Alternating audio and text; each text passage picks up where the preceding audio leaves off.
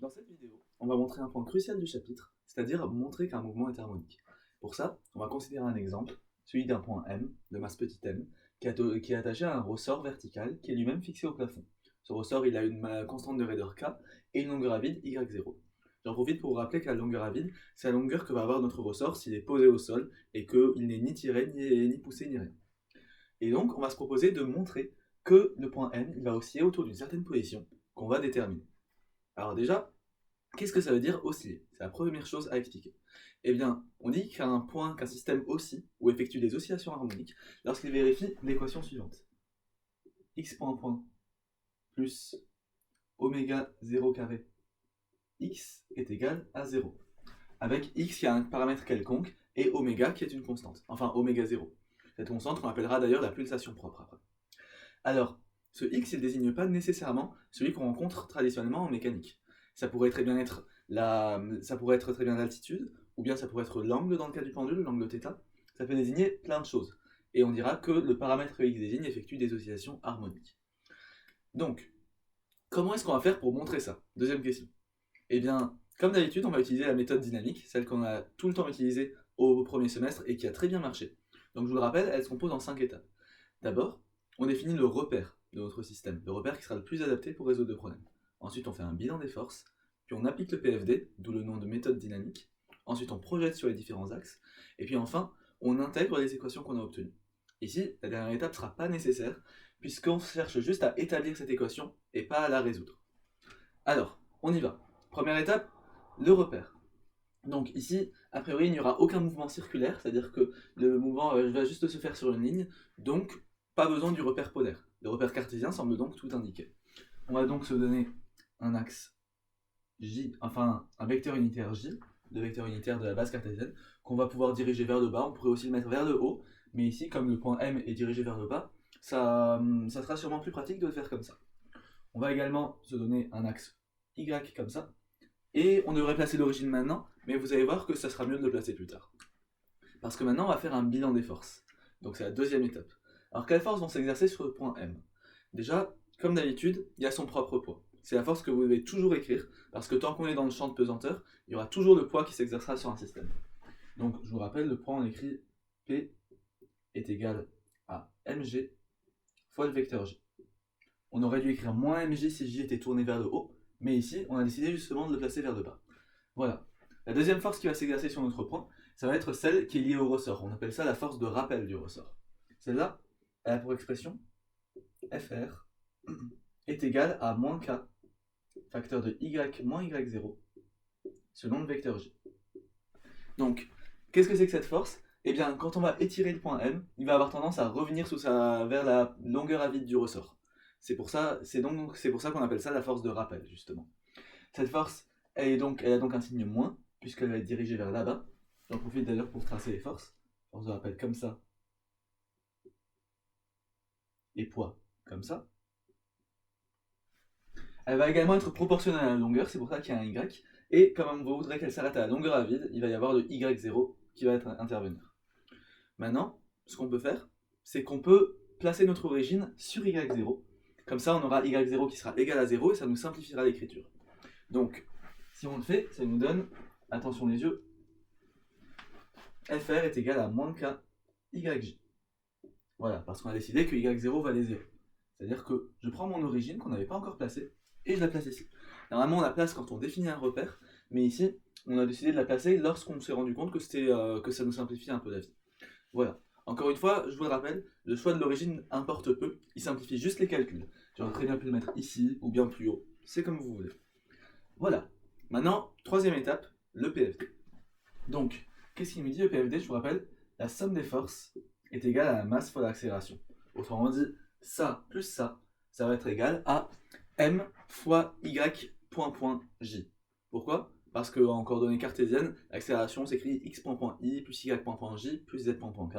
Mais ici, le mouvement se fait uniquement selon j, donc il n'y aura ni d'accélération ni selon x ni selon z.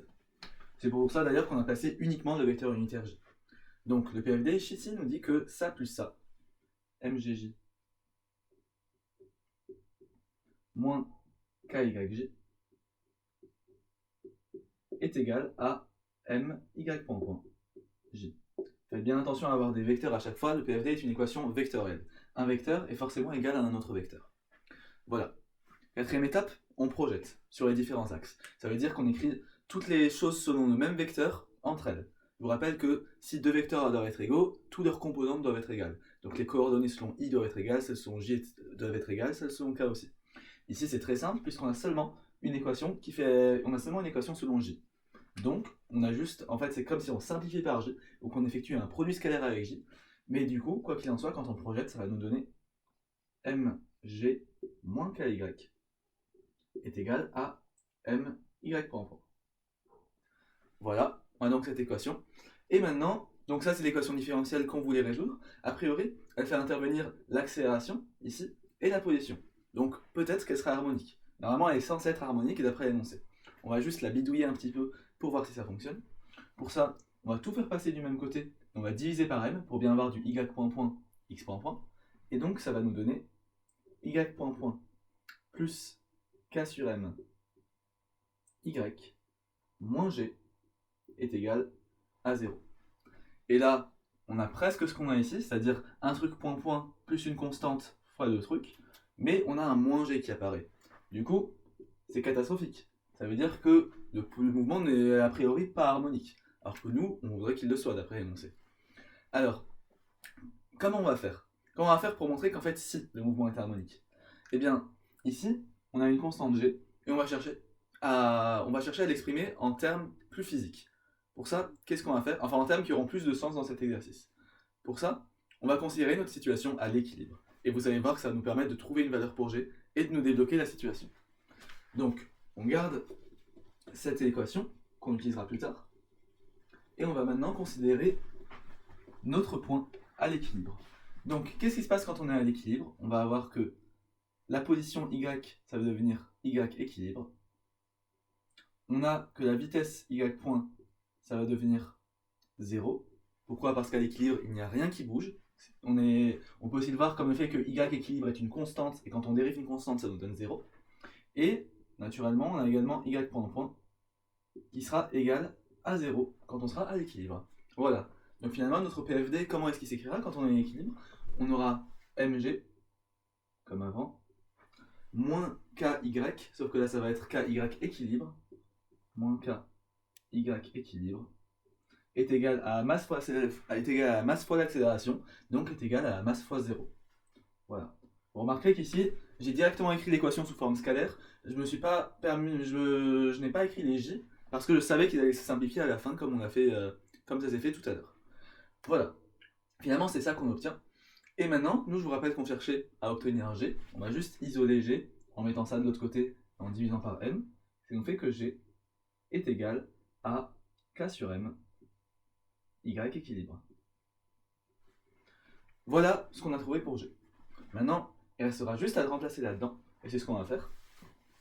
On a du coup que, mince, mon équation, il y a des trucs qui ont commencé à s'effacer. Je vais juste la remettre. On aura du coup que y point point plus k sur m y moins, du coup avant on avait g, maintenant on va écrire g comme ça, k sur m y équilibre est égal à 0. Voilà. Donc, a priori, là, on n'a rien fait à part juste changer notre constante par autre chose. Mais regardez, maintenant, on a du k sur m de chaque côté, et du coup, ça nous invite naturellement à factoriser. Du coup, attention les yeux. Voilà. Là, on a tout factorisé par k sur m, et on obtient ça. Et là, on pourrait penser qu'on n'a rien changé à part bidouiller mathématiquement, et c'est un petit peu le cas. Mais regardez, maintenant, on a y point point, plus k sur m fois un truc est égal à 0. Du coup, qu'est-ce qui se passe si on effectue un changement de variable? Si on pose par exemple que grand y, donc on va prendre une lettre, on va l'appeler grand y, et bien elle va être égale à y moins y équilibre. Et bien, à ce moment-là, on va avoir que y point, la vitesse, va être égale juste à petit y point, parce que quand on dérivera de y équilibre, ça nous donnera 0, je vous rappelle que c'est une constante, et on aura aussi que y point point est égal à y point point. Voilà. Autrement dit, ce truc-là, on peut l'appeler grand Y, et ce truc-là, ça va être y point point. Voilà. Et là, vous avez peut-être vu qu'on a terminé le problème, puisque finalement, si on réécrit cette équation, on va obtenir que grand y point point plus k sur m grand y est égal à 0. Voilà. Et donc finalement, on a bien trouvé une équation harmonique.